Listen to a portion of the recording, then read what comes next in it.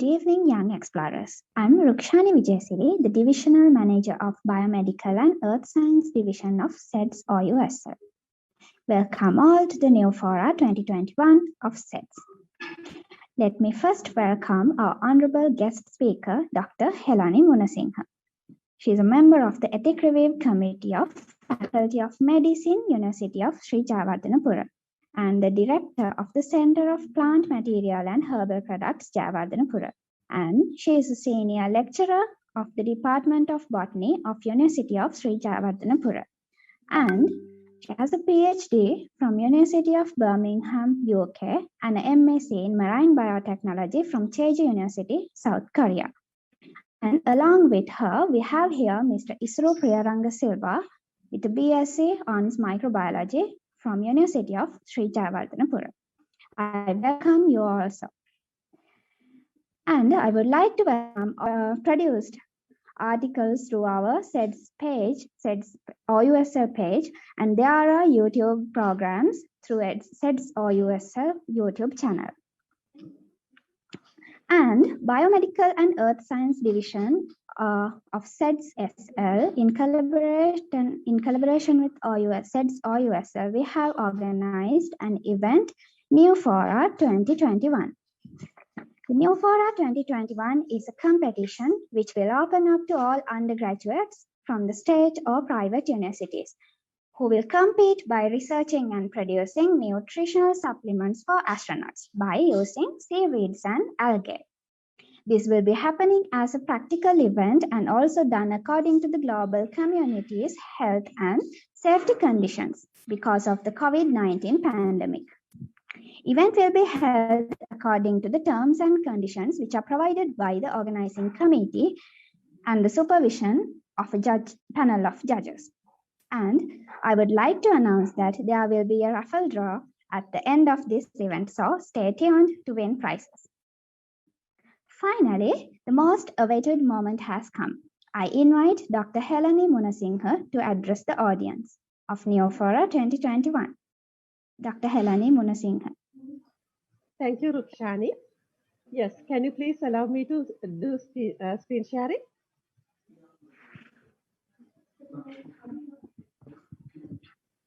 Yeah, okay, thank you. Yes, now it's a pleasure to have all of you for this, in this evening for this new Fora 2021 competition. And am I audible? Yes, Rukshani? Can you hear me? Yes, miss. Yeah, okay, thank you. Okay, now this NuFora 2021, it's a competition which is open to all undergraduates from both state universities and from private universities. And they will be competing by developing a food product for the astronauts. And one condition in this event is that in your product, you have to have seaweeds or algae, right? It's both algae is actually macroalgae. Seaweeds are macroalgae and microalgae. So now before going into the details, let's see what kind of food these astronauts would be having in the space, in their space shuttles. Now, for example, this is the baseline Apollo food and beverage list. I got it from the NASA website. Here, now as beverages, they can have cocoa, coffee, grape drink, grapefruit drink, grape punch, orange grapefruit drink, orange juice, pineapple grapefruit drink, pineapple orange drink. All are in the rehydrated drink form. And as the breakfast item, excuse me, I think one person has his or her mic on. Can you please switch it off? So it would be more audible. Thank you. Okay. Now, as the breakfast items, they can have bacon squares, cinnamon toasted bread cubes. Now, the bacon squares would be having intermediate moisture, and cinnamon toasted bread cubes would be in the dehydrated form. Canadian bacon and apple sauce, that would be in the rehydratable spoon ball form. Cornflakes, fruit cocktail, sausage patties, scrambled eggs, peaches, spice fruit cereal, all in the form of rehydratable spoon ball form, and apricot and peaches with intermediate moisture. And as cubes and candy, they can have brownie, caramel candy, chocolate bar, all with intermediate moisture, and cream chicken bites, cheese crackers, cheese sandwiches, beef sandwiches, all dehydrated form, jellied fruit candy, beef jerky with intermediate moisture, peanut cubes in the natural state, pecans, and pineapple fruit cake with intermediate moisture, and sugar cookies and turkey bites in the dehydrated form. And they can have desserts, salads and soups. Most of them are in the form of rehydratable spoon ball form. And they can have sandwich spreads and bread and catsup, cheddar cheese, all in natural state, chicken salad, ham salad as thermostabilized form, and jelly, mustard, and peanut butter in the natural state. And there are several meat products as well. Those are also either in the rehydratable spoon ball form or they are thermostabilized. Now, when you look at this list, you would think that it is quite good, like it's appetizing. But when you hear the words rehydratable spoon ball form, rehydrated drink, intermediate moisture, dehydrated, thermostabilized, you do lose the appetite. We know now when you rehydrate a food, it is not the same as the fresh product. Only a few of those are in the natural state. Therefore, now if the astronauts are in a mission for a short period of time, it won't be a problem. But if they have gone, let's say for years, maybe for 2-3 years, then having this kind of food can affect their psychology as well. Because when you have to, when you're forced to kind of eat this kind of rehydrated or that dehydrated food, you have to rehydrate and eat, those can actually affect their psychology. And we know psychology plays a big role in our day-to-day activities. Therefore, it's a very important factor that these astronauts get good food with all the nutrients that are required. Not only that, they also should be happy to eat that food. That also matters a lot. Now, what are the requirements?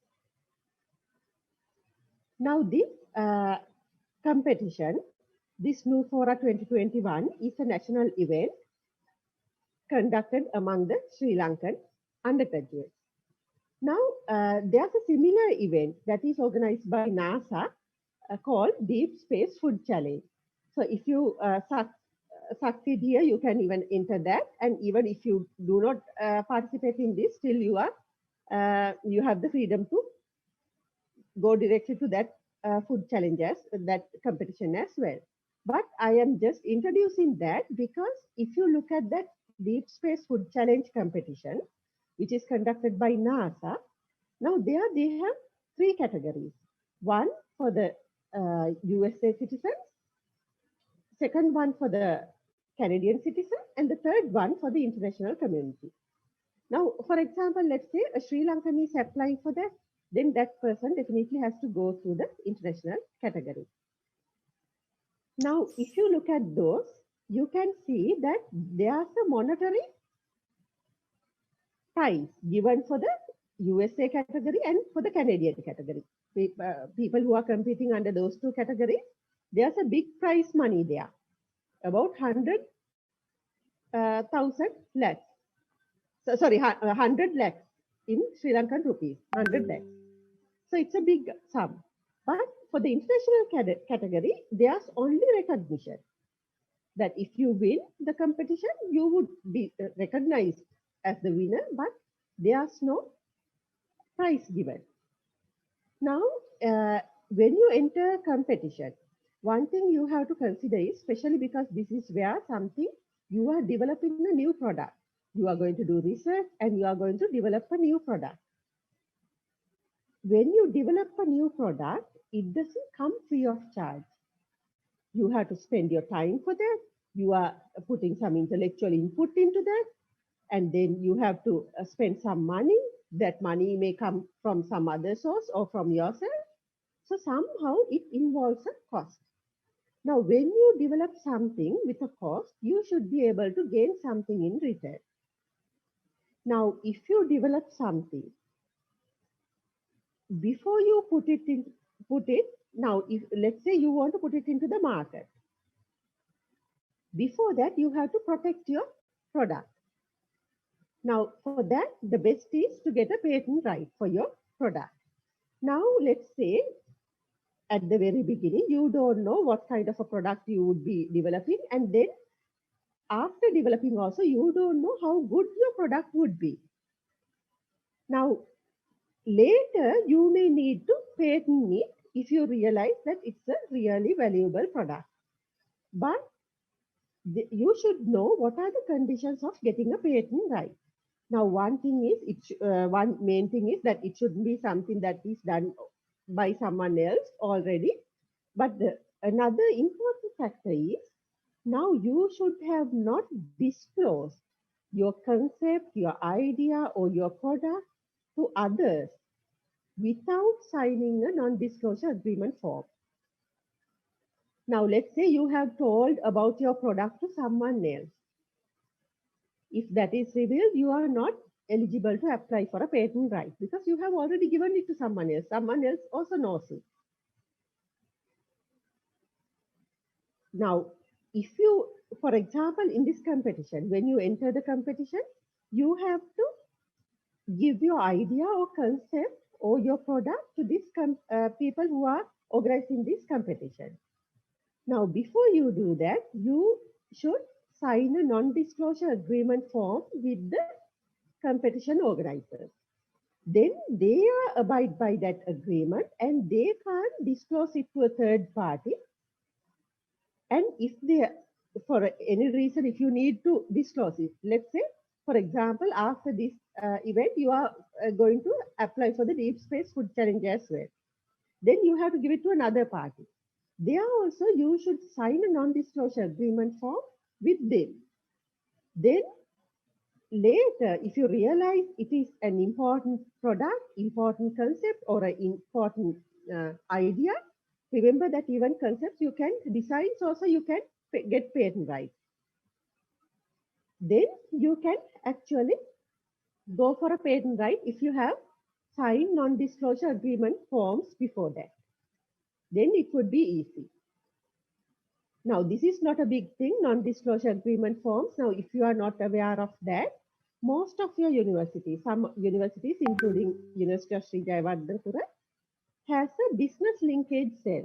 It can come under different names in different universities, but there's a unit where they try to market or commercialize the products or research output of those universities.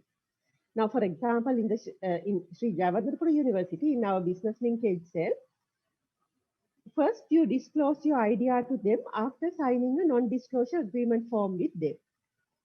Then you give your idea to them, and then they would actually proceed and even find whether it can be whether you can get a patent right. They would do all that for you. So it is much easier. Now, there may be universities where such a system is not available at the moment. In such a case, if you want to get more information, you can go to the National Intellectual Property Office of Sri Lanka at Colombo.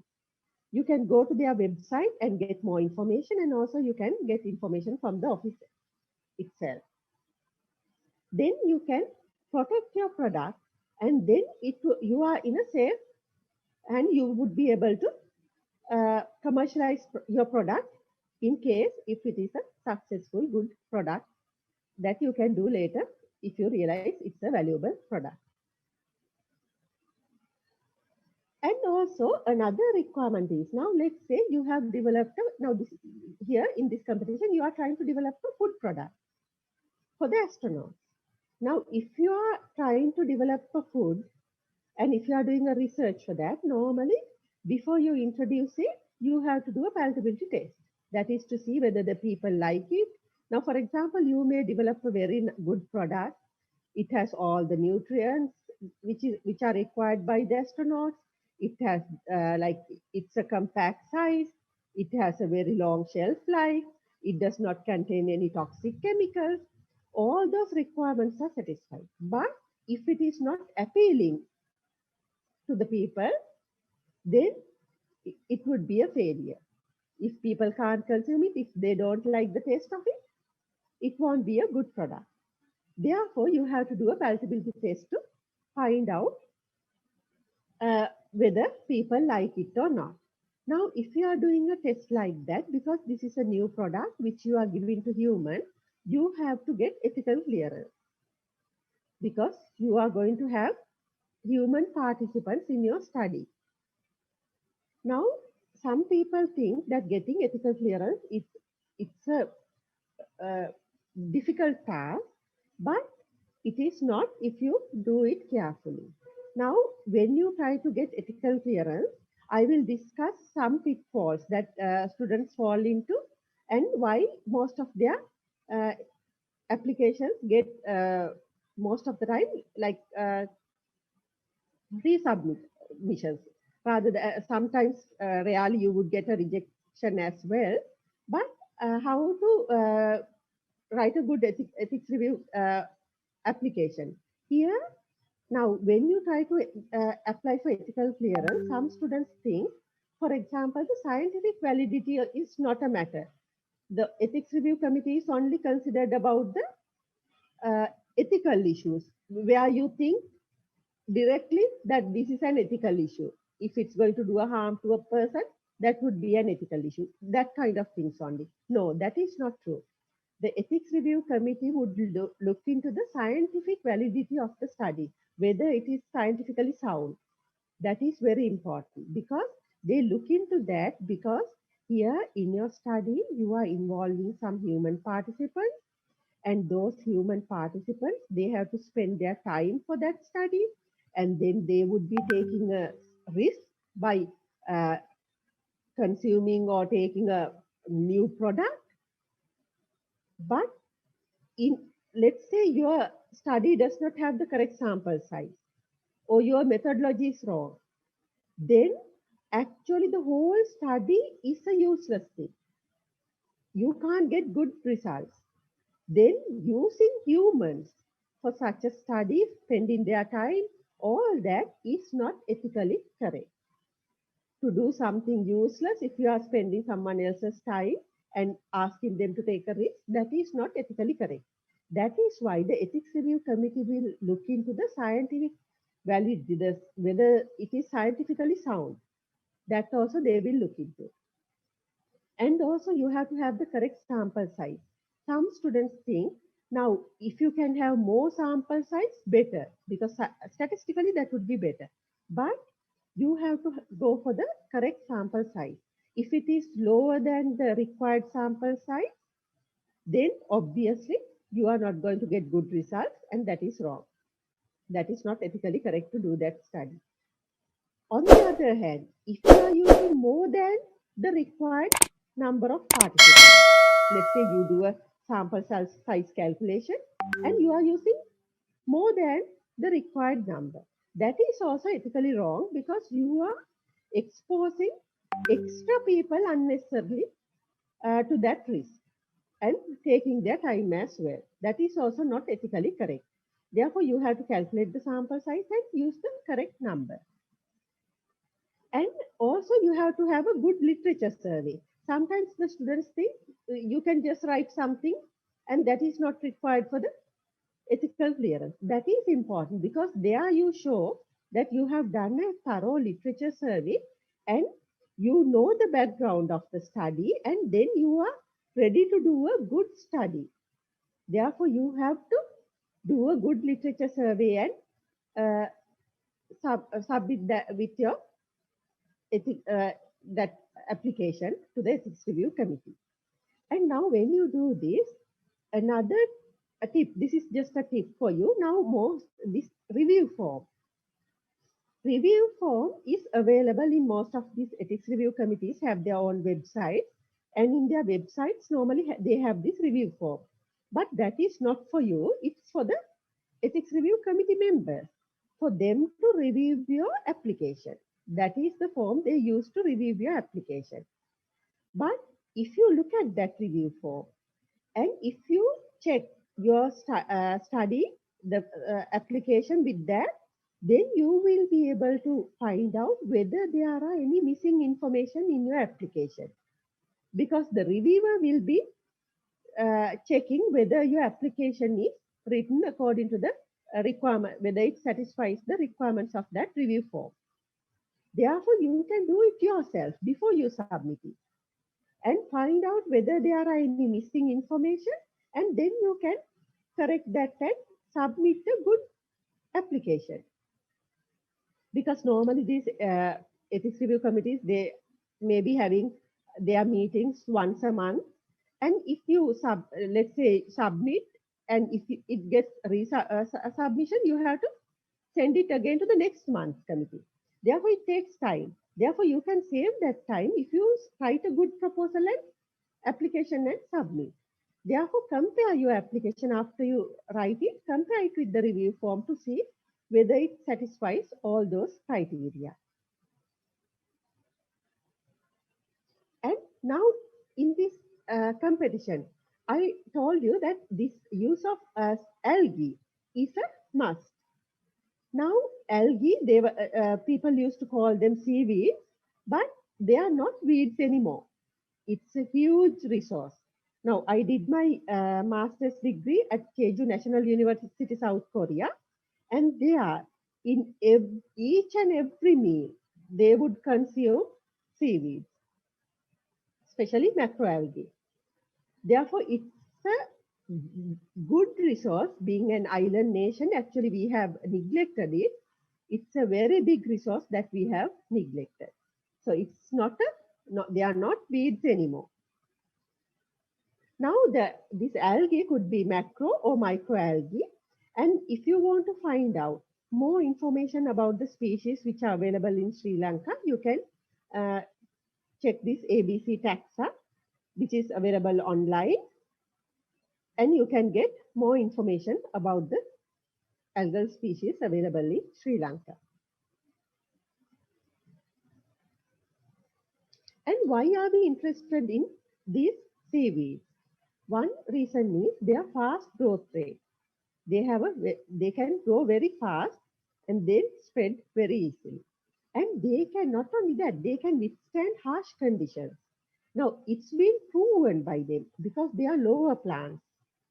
Now, being lower plants, they have been evolved at the very beginning of evolution. They were there, and then they have shown that they were able to withstand all the harsh conditions experienced by Earth during that period. There were ice ages, there were periods where the dinosaurs got eradicated. All those times, these seaweeds could withstand.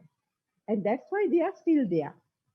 Therefore, they have the ability to withstand these harsh conditions. Not only that, the algae, you can consume the edible ones, you can consume the whole algae.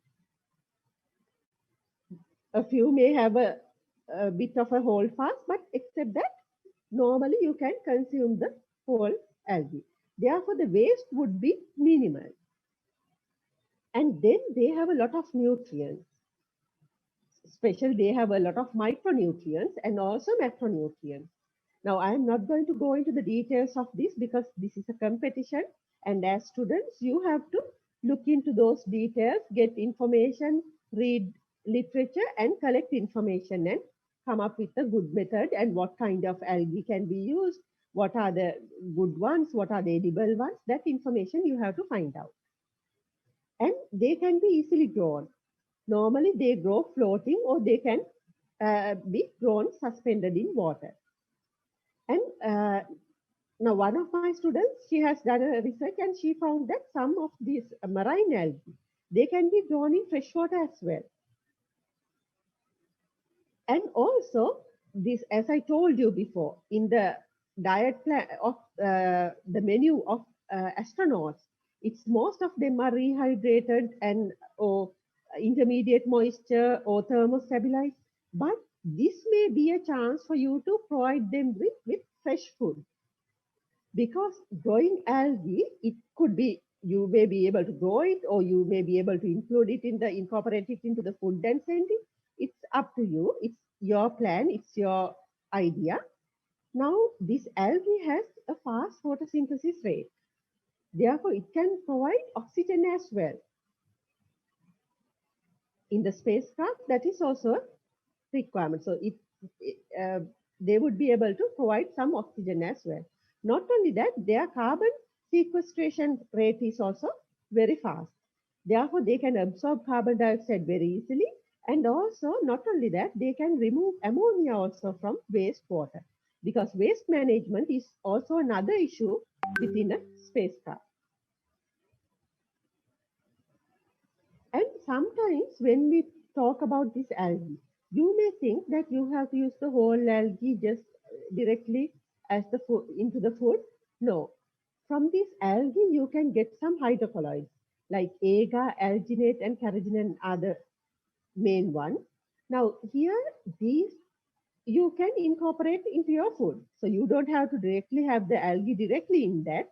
But sometimes these products you can incorporate into your food. Now, some of these actually you may have tasted. For example, jelly. There are some jelly coming from China moss. Or sometimes when you eat ice cream, these are used to stabilize that, to prevent ice crystal formation. And if you apply creams, most of the creams, the base is these hydrocolloids. So even without realizing, you are using these hydrocolloids a lot. Even paint, the base is these hydrocolloids. So there are so many applications. Therefore, you can sometimes incorporate these hydrocolloids into your food product. That is also possible if you are not using directly the whole algae itself. And the algae comes in, there are so many algal food products. Some crisps are there, biscuits are there, and Dr. Isuru Vijaysekara from our food department, he has developed a muffin using algae. So there are so many food products. There it can come in different forms, but you can have your own idea. Now, for this competition, sometimes you may need to collect some seaweeds in your research. For your research, you have to collect some seaweeds. Now, these seaweeds, when you collect it, you have to keep in mind that they may be in a conserved area. These conserved areas you can't touch, you can't collect samples without getting permission. Now, if you want to collect some seaweeds for your research purpose, you have to get permission from the Department of Wildlife Conservation. Some areas may be under the Coastal Department as well. Then you can get that information. You can call them and ask from where you need to get permission. If you mention the particular area from where you are planning to collect your sample, you have to get permission from them and collect the sample according to the guidelines or the requirements they will mention in their letter. According to that letter, you have to collect your samples. For example, sometimes they may mention a time period from this time to this time, 6 a.m. to 3 p.m. you have to collect your sample. They can put a restriction like that. Or they can say that one of their officers, it should be collected under the observation of one of their officers. And there can be restrictions like that. And the samples, the species you can collect. So you have to do it according to that letter. Otherwise, you can get into legal issues. It is very important that you get permission before collecting any sample from this area. And what is the challenge?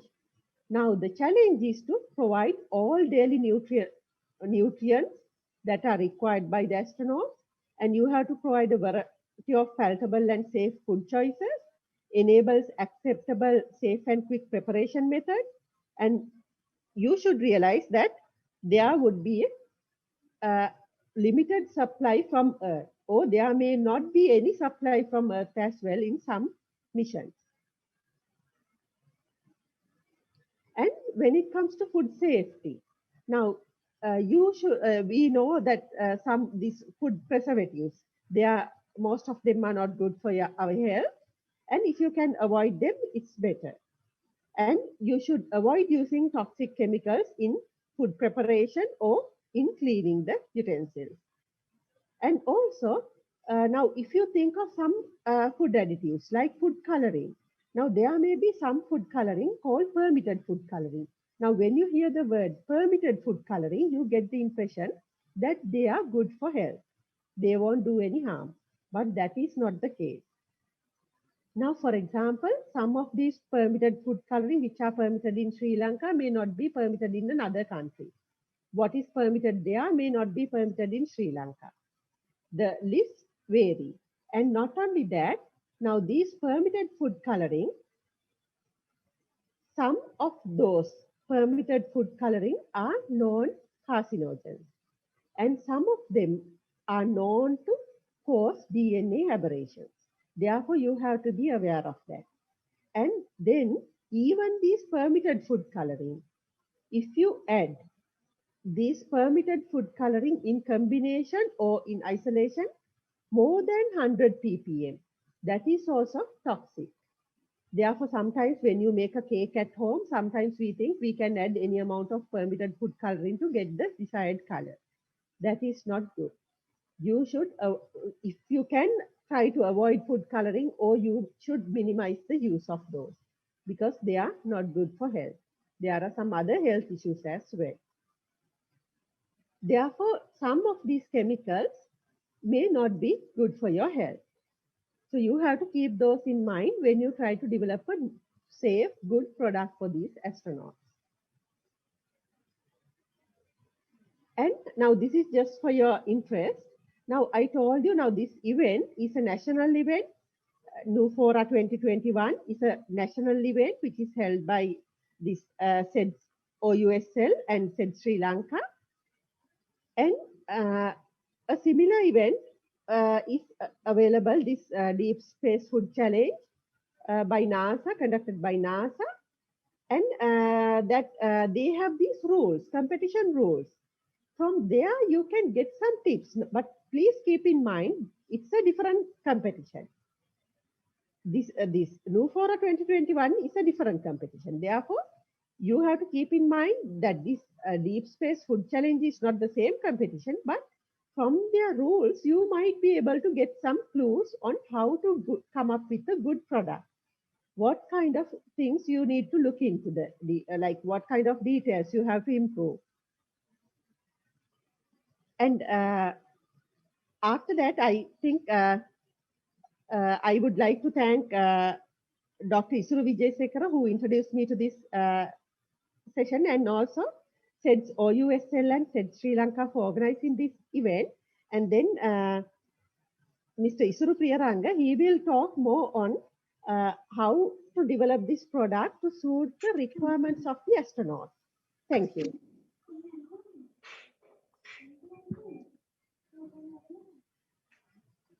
Thank you, Dr. Helani Munasinghe. I kindly request our FB participants to join through Zoom to be selected for the raffle. The Zoom link is in the FB comment section. And I have to say, we will be taking a screenshot. So it would be great if you can turn on your cameras to capture you all to remember this day. It will be at the end of this session. And now I would like to invite Mr. Isuru Priyaranga Silva to address the audience.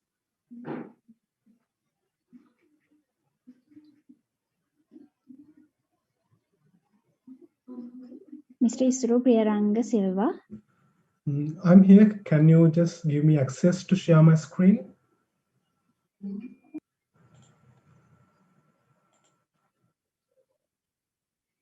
Okay, I'll check. Wait.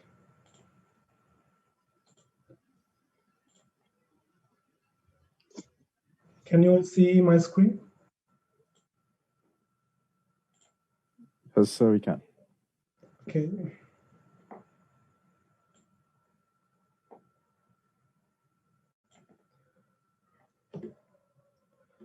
So hello and welcome everyone. I'm Mr. Priyaranga, a microbiology graduate from University of Cheju, and I'm a part-time lecturer at Institute of Astronomy, Sri Lanka, and also demonstrator at Department of Plant Sciences at University of Colombo. And also I'm working as an astrobiology writer for Thorough Astronomy magazine. And I'm a certified analog astronaut, actually virtual, from Mars, USA. So I think that's why I think I'm a good suit for this special webinar. So let's moving directly to our presentation. So today my main objective is to introduce you about space food. What does mean by space food? And then I would like to introduce you about the critical nutritional requirements for astronauts. So let's moving directly to our presentation. So what kind of questions you may have when you think about space food? So I have asked this question from my friends. So these are some of the questions that they had during our discussion. So they asked, how do astronauts eat in space? And is eating in space the same as eating on Earth? And then, do astronauts eat the same food we do? Furthermore, they asked, how does this food get delivered to space? And also they asked, do they grow vegetables and fruits? And finally, also they asked, do they use dehydrated or freeze-dried food? So I'm going to ask these last questions from you guys. So I would like to invite you all to answer these questions in the comment section, and we will have a discussion at the end of this presentation.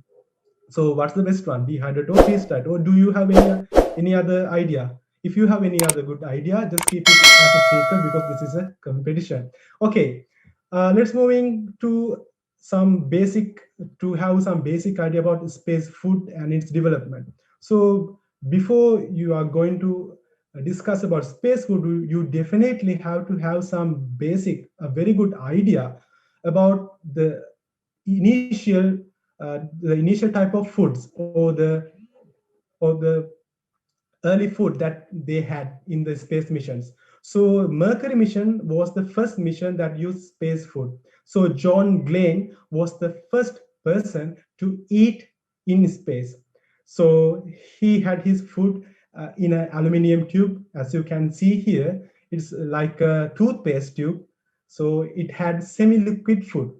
And later, in Gemini missions, they incorporated some more stuff, some more advanced stuff. So now they had already packed food items. So they were freeze-dried. So now they have tube and cubes in their mission.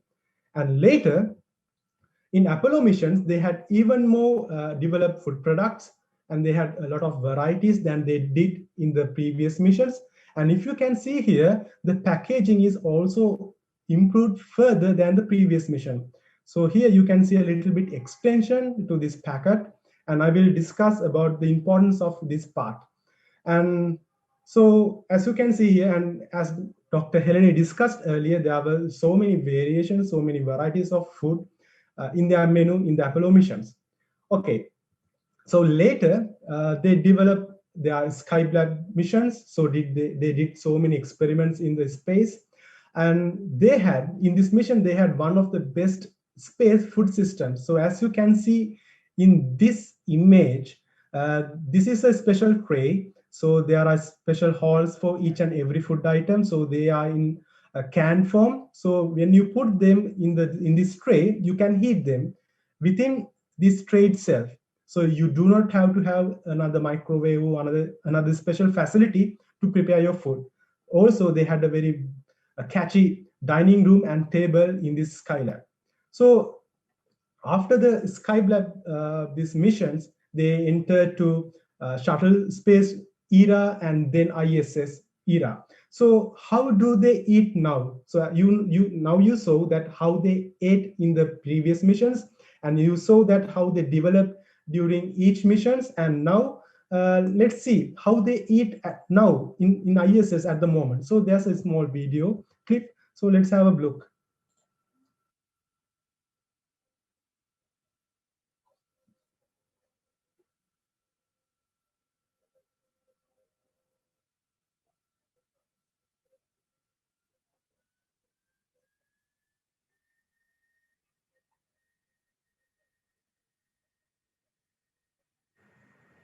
Okay, I think you have noticed some special facts about space food and how they prepare them and how they eat them and how they have fun while having food. So let's uh, briefly discuss each and every aspect and to answer all the questions that we discussed in the previous slides. Okay, so how do they eat today in ISS? So basically, they have two type of processed foods. So first one is thermostabilized food items. So they come with retorted pouches or cans. So you can see both of them in this image. And also they have Ziploc bags come up with uh, freeze-dried food. So they are rehydratable. So you can rehydrate them before you eat them. And other than the processed food, also you may have natural form foods, and as discussed by Dr. Helani, and also beverages. And there are so many other food types, and you can have a look if you are more curious. And if you want to read more, I will put some links at the end of the presentation. You can go through all these PDF and websites, and you can read all this stuff related to this packaging and what kind of things that they eat at the moment. And there's one other special thing, that's the all of these food items have very good shelf life, and they can store even at ambient temperature. So that's something very special about the current food system that they have in with the ISS. Okay, so how do they prepare their food? For that, now they have a small microwave oven, also a convection oven, so they can heat their food items or the pre-packed items or cans with these microwave ovens or convection oven. And if you remember, the Dr. Heleni's discussion, we discussed about freeze-dried food. So they are dehydrated. So they have very less amount of water. So you have to rehydrate them before you eat them. So in ISS, they have a special unit to rehydrate them with the use of a special water gun. So I'm telling you these facts because you need to have some idea about the currently available technologies in ISS when you developing your novel food products, because they have to be matching with each other. And also you can get some idea about the current technology, and you can predict what kind of development might have in the future missions as well. And there's another thing, I don't know whether you have noticed. Okay, look at this. So this is the button for hot water. And uh, if you remember in your day-to-day life things, usually hot water should have a red color button. But in ISS, they have a white color button. So I'm going to ask you that question. So you can answer, why is that? What could be the reason to use a white button? So you can comment, you can write your answers in the comment section, and let's have a brief look at the end of the presentation. Okay, also, if you can see in this one, there's a small blue color dot. So that's a color label. So each astronaut have their own color label, so they are not going to mess up with their food menus. So that's something special about the food packaging. So that's some fun facts about the space food. So let's have a brief look about how they really actually prepare their food in space. So these are really important when you are planning your food. So let's have a small video.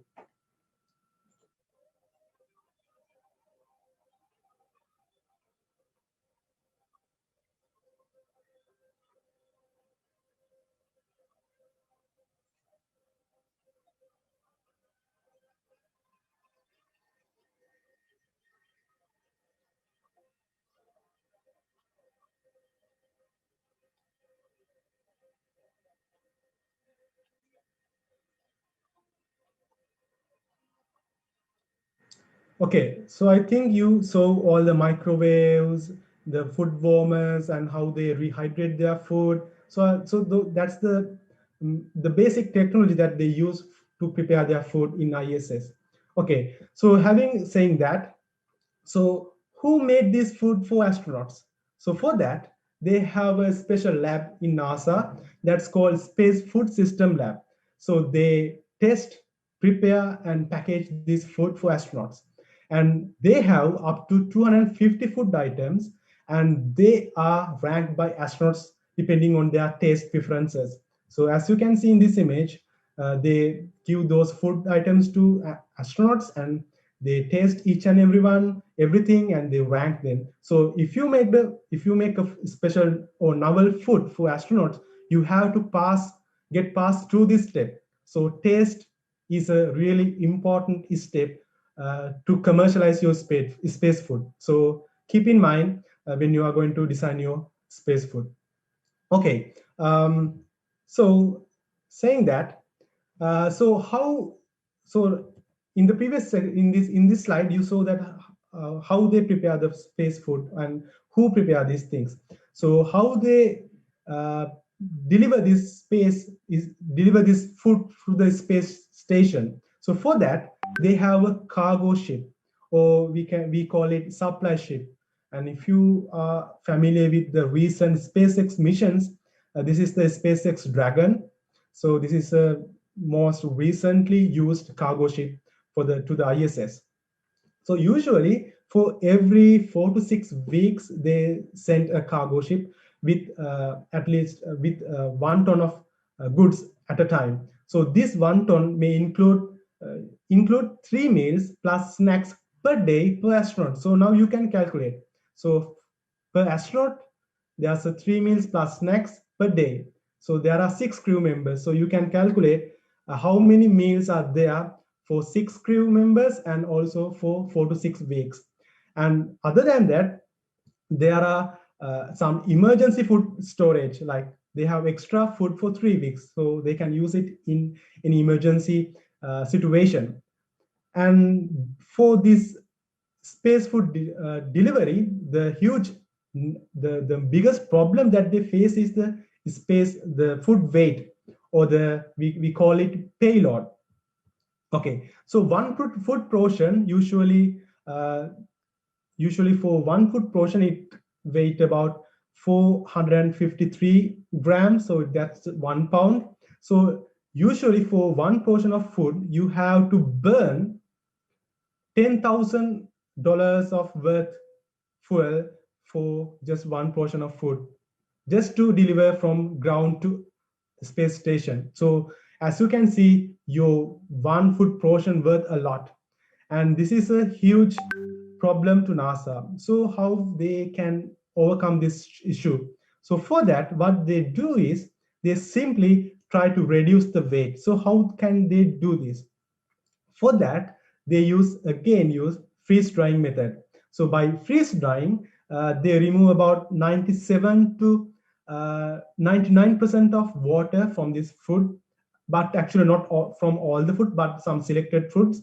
So they remove about 97 to 99% of water, and they now the food portion is about 28.3 grams, and that's 1 ounce. So now to deliver that amount of weight from ground to space station cost about $660.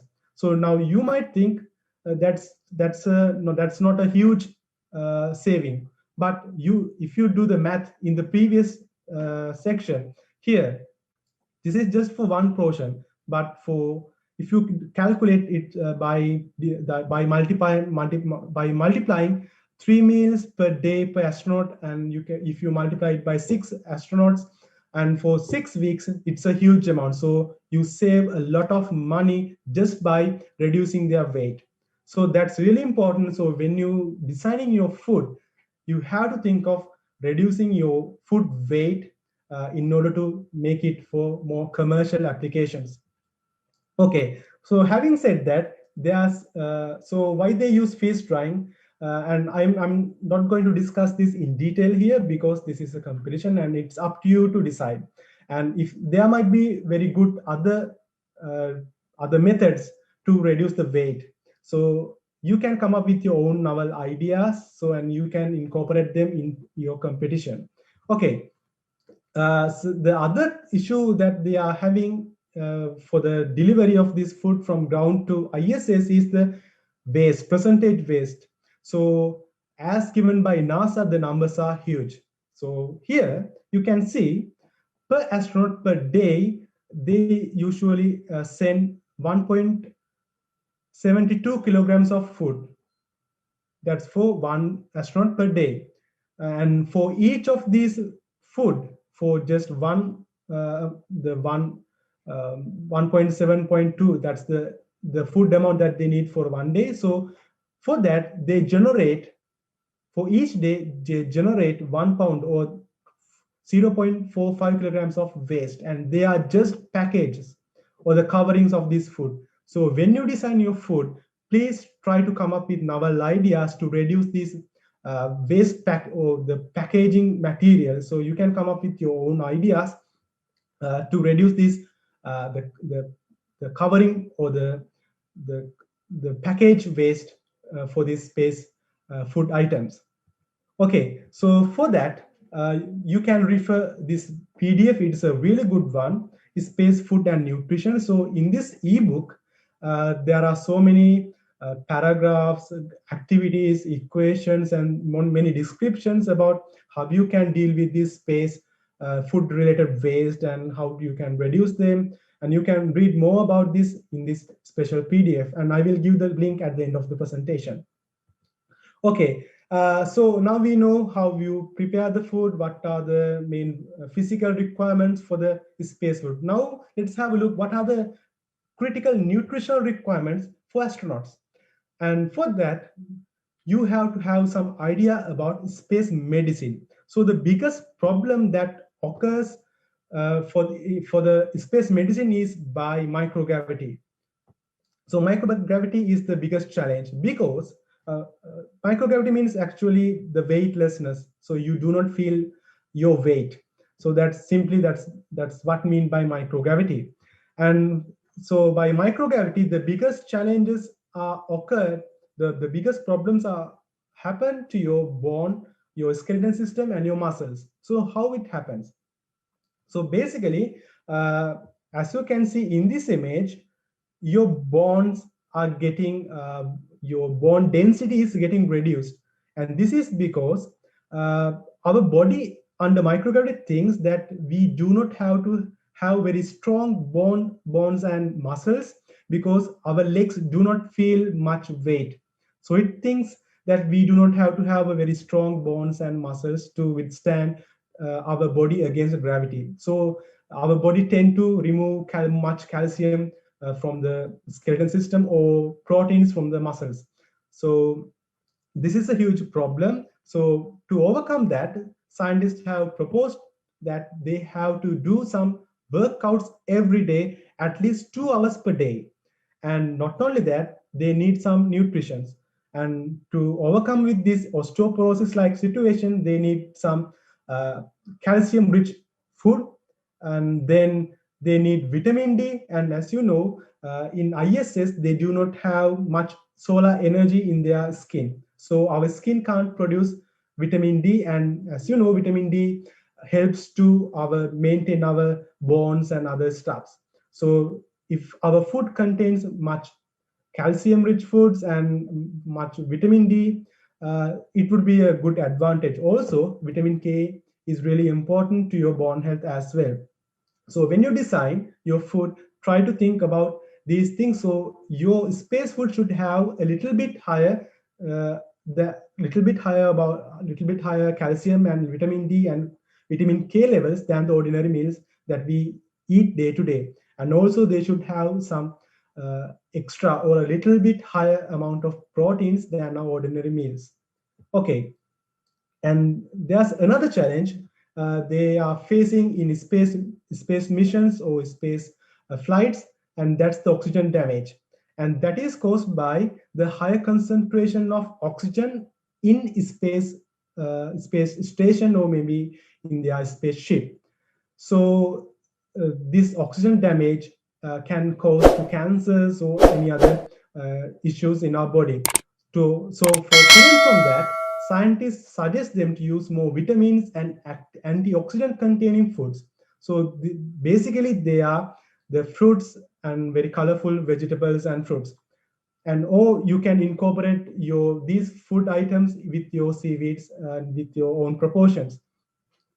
Also, scientists have shown that in the space, astronauts tend to have lower RBCs or red blood cells than an ordinary person, and they do not know the exact reason. But again, that might be due to the high concentration of oxygen in the ISS or space ships. And due to this, if they had more than enough ions in their body, that can be a problem. So for astronauts, they ask them to reduce the amount of iron levels in their food. So keep in mind these facts when you design your food. Okay, so if you want to learn more about these nutritional requirements and other physical facts, please go through this PDF, and here you can read and learn about food preparation for space, food selection, planning and serving space food, classifying space food, dehydrating and food for space flight. So there are so many other things. And also, if you want, you can have a look about the previous menus that they use in the previous space missions. Also, this is a very good, especially designed for kids, but still you can read it and get a good idea about space mission related nutrition and food requirements. Okay, the microgravity is again a huge problem to our taste, and that is caused by fluid shift, our body fluid shift. And as I shown in this image, under microgravity, your body fluid tend to move upward to your body. So you have more fluid in your chest area and your head area. And this is similar like when you are having cold. So as a result, you have facial puffiness. So due to this, you taste less, or you have bland taste, or you feel tasteless. Also, you can't smell very well, and therefore you may not have very good appetite to eat your food, and that's a huge problem. So for that, what they do is they tend to request more spicy food for their space missions. So when you design your space food, try to incorporate some spicy stuff. As Sri Lankans, we can do that very easily. So they tend to request more spicy food to overcome this issue. And as you can see in this image, they use a lot of sauces, like they have so many sauces to make this food into more spicy foods. Okay, so that's another fact you have to think when you design your space food.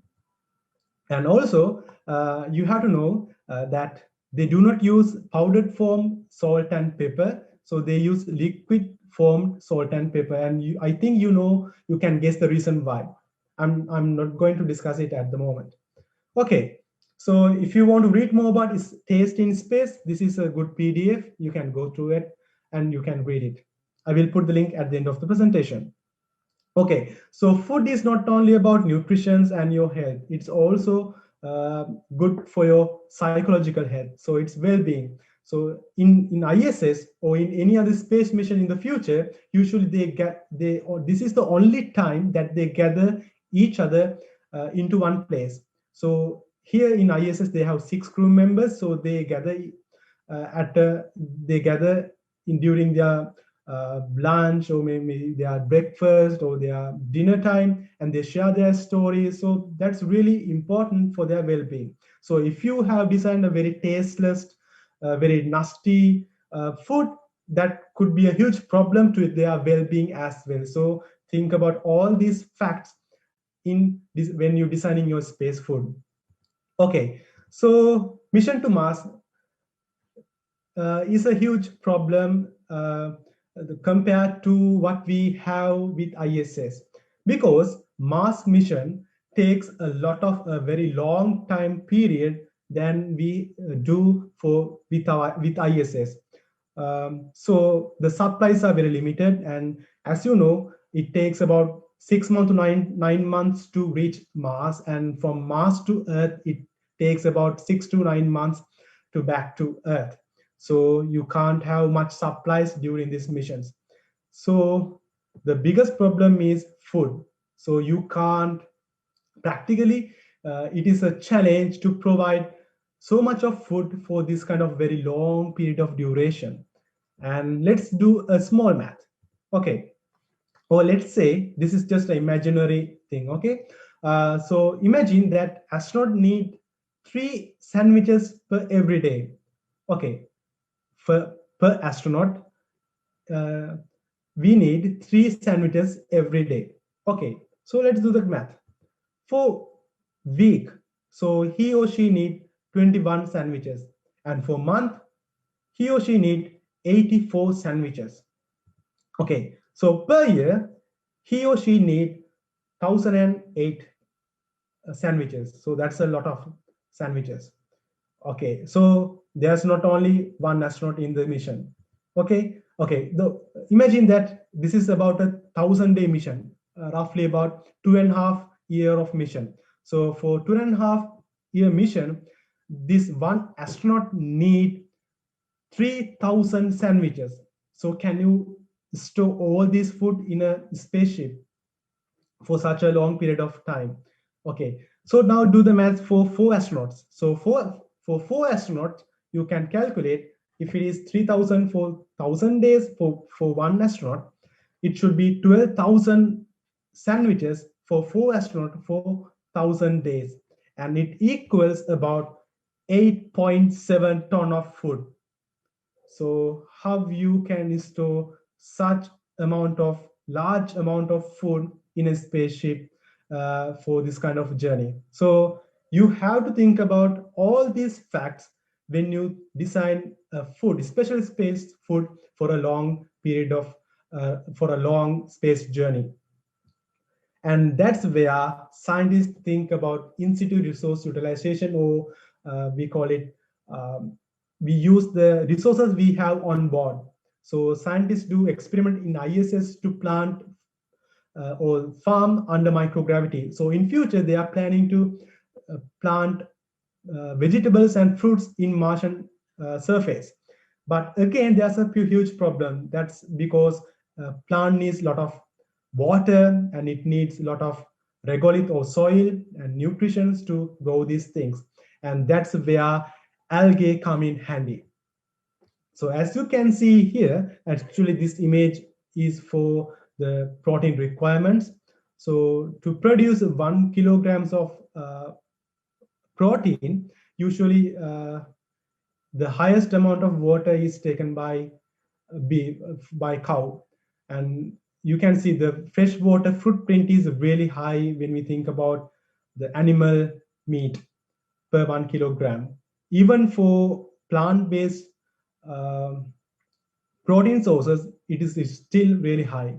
And when we think about the space it needs to produce 1 kilogram of protein, still peas or the vegetable, or we can say plants, it should have a lot of space to make 1 gram of protein. And here you can see planting on another planet or on a spaceship, it's a huge challenge because of the water requirement and also the considering the space that they need. So when you think about algae, and as you can see here, algae is the most efficient source of protein that they can grow. It need very less amount of space and less amount of water. So I think now you know why we have to focus more on this algae in our food production mechanism. And also there's another special fact. It is said that 1 pill of or 1 gram of spirulina is equal to 1 kilograms of vegetables when we think about the nutrition amount. So that's a huge amount of nutrition per 1 gram. So considering that, I think now you have an idea why we think about algae and why we should incorporate algae in our future mission. So if you come up with a very good food for a space mission, they can use this space food or to produce them even on the Mars. So that's good advantage for you and also for astronauts. Okay, if you want to know more about space food and their nutrition conditions and how to calculate the calorie requirements for the astronauts, this is a very good PDF you can go through before your competition. Okay, this is another good PDF. I will put all the links at the end of the presentation. Okay, so the summary. So when you produce your new space food, there are a few rules and criteria given by NASA. First, the first rule is, as mentioned by NASA, you have to minimize crumbs. Otherwise, the small particles will float away all around the spaceship and it will cause so many problems. So you have to minimize crumbs. And then you have to minimize packaging and trash volume. And now you know how to do that. And you can read further that PDF and you can get some idea about how to overcome this issue. And then you have to minimize the weight of the food. So you can transport more food content per one space journey. Okay, so that's the main rules given by NASA. So what are the other criteria? So the criteria are you should have the required nutritional levels as we discussed in the previous slides for astronauts, and the shelf life should be really high. So that's depending on the duration of your space mission. So if it is a Mars mission, at least this shelf life of this food should be 2 years to 3 years. So you have to think about the shelf life depending on the duration of the space mission. And your food should be taste really good, and if it is really good if it is a little bit spicy.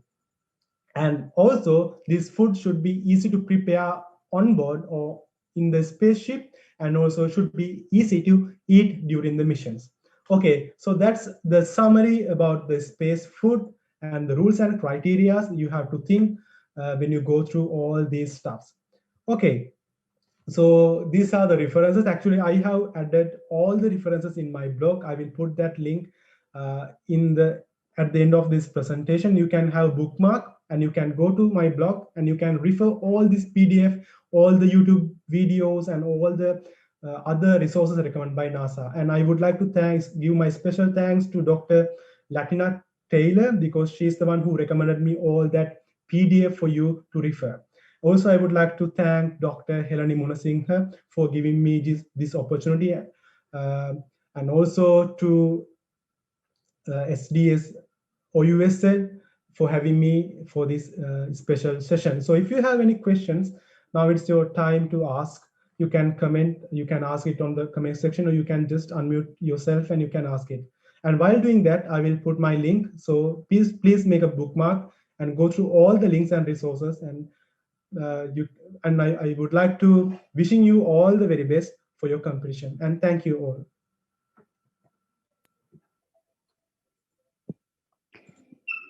Thank you, Mr. Isuru Priyaranga. There are some questions from the chat. So I will just ask them. First question, what are the recent supplements that have prepared for astronauts?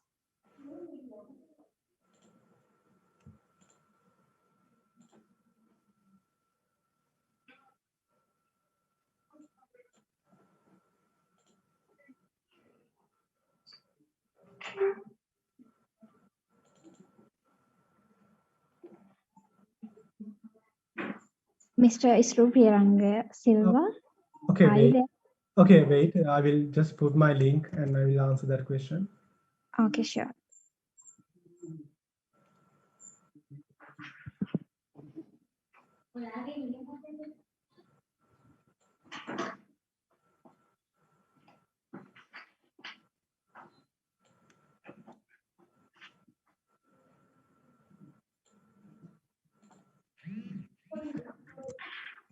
Okay, I just put my link and you can go and put a bookmark, and then you can go through all the links, all the PDFs, all the videos recommended by NASA. Okay, to answer your question, can you repeat the question again? What are the recent supplements that have prepared for astronauts? Okay, spirulina and chlorella are one of the best supplements recommended by NASA during the last missions. So because they say that they have very higher concentration of higher concentration of nutrients, minerals, and like very essential amino acids. And there are so many other essential nutritional stuffs for astronauts. So chlorella and spirulina tablets are one of the best supplements recommended by NASA during the last few missions. I think I have answered your question. Yeah, and the second question, can space foods make genetic changes in human body? Can you repeat the question again, please? Can space foods make genetic changes in human body? No. No. That's no, I think, because uh, prior to each and every space mission, they test their food. So I'm pretty sure that they do not going to approve any food that can cause any changes in your body. Like they do toxicity assays, and they do so many assays and biochemical tests prior to approve the food. So there's no chance to have any genetic modifications or any issues just by having these space foods, to the best of my knowledge. And the next question, can we make capsules with nutritions or supplements? Yeah, there are tablets, and yeah, as I mentioned earlier, there are spirulina tablets and chlorella tablets. They have already used in the space missions for the ISS and even for the other missions. And sir, do they use any kind of preservatives, and what are they? I think Dr. Helani is the best person to answer that question. Repeat the question again. Do they use any kind of preservatives? If so, what are those preservatives? Yes, actually, rather than using preservatives, they have used methods to overcome that problem. That is why I told it's better to avoid using preservatives. They basically have used methods like dehydration, those by limiting the amount of water available there, and also now, for example, thermostabilize, that is where they apply heat under pressure.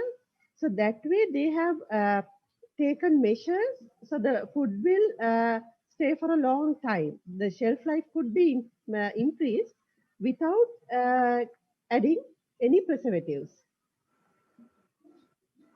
Okay, thank you, ma'am. And the last question, which one is better, frozen food or dehydrated food? Because the question is about, is frozen food better than dehydrated food?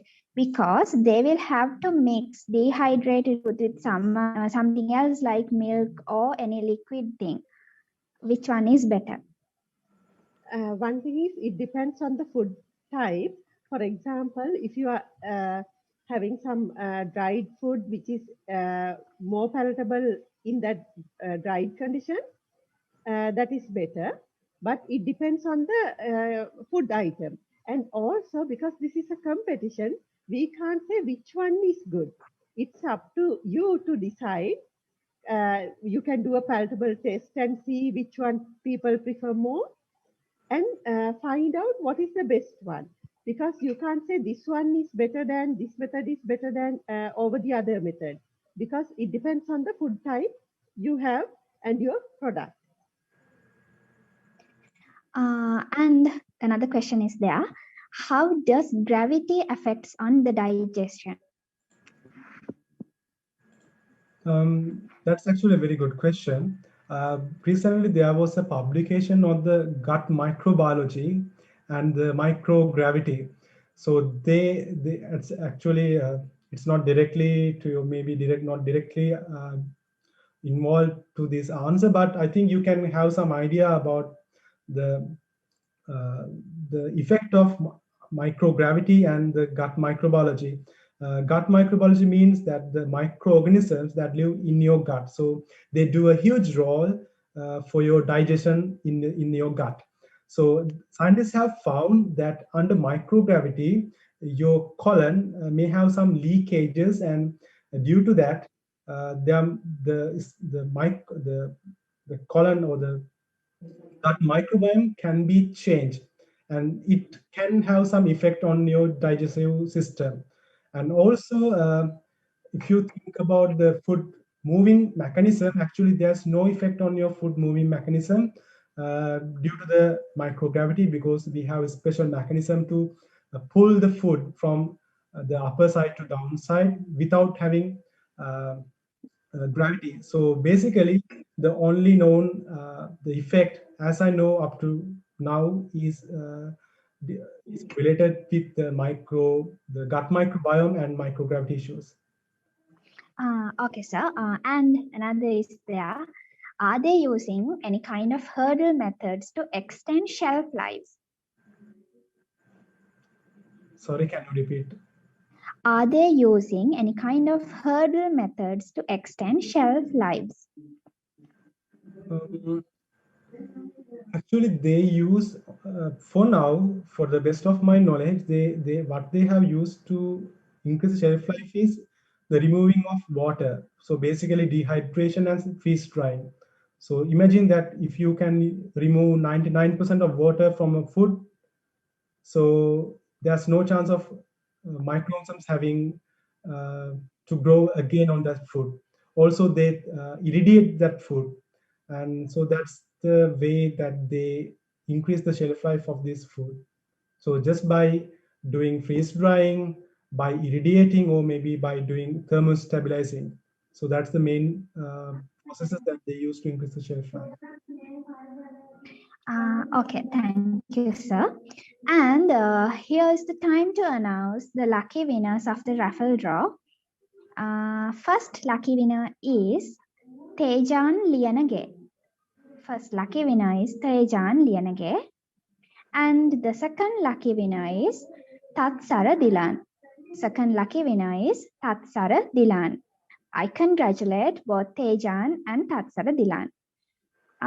Now I kindly ask you to turn on your cameras to take a screenshot, because we have to remember and capture this moment.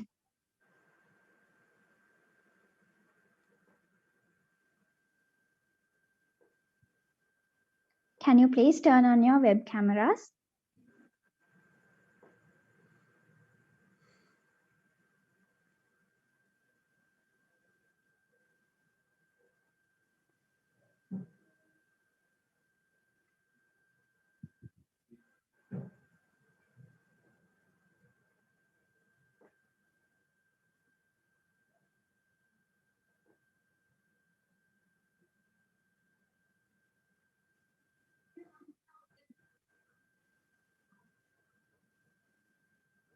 Dear audience, can you please turn on your cameras?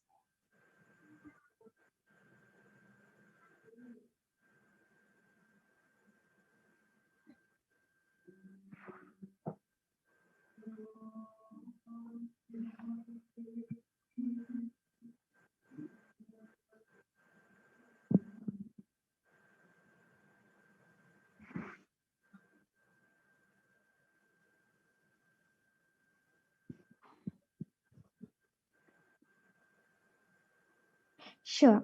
And at last but not least, I invite our chairperson of NuFora Organizing Committee, Ms. Akila Banu, to deliver the vote of thanks. Yes, Rukshani.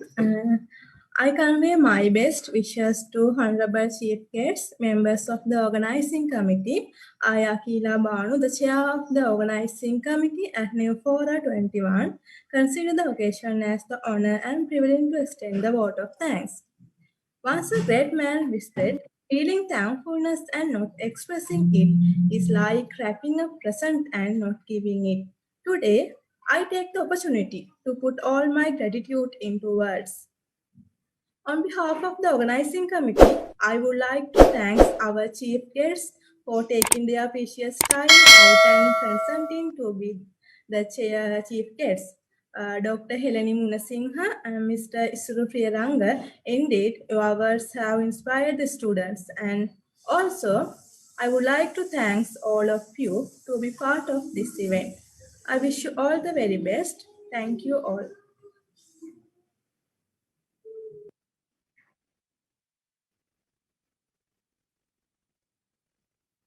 Thank you, Akila Banu, and I hope you a very pleasant night and good night to you all.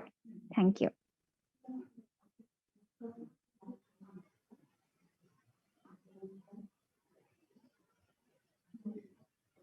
Good night, Rukshani.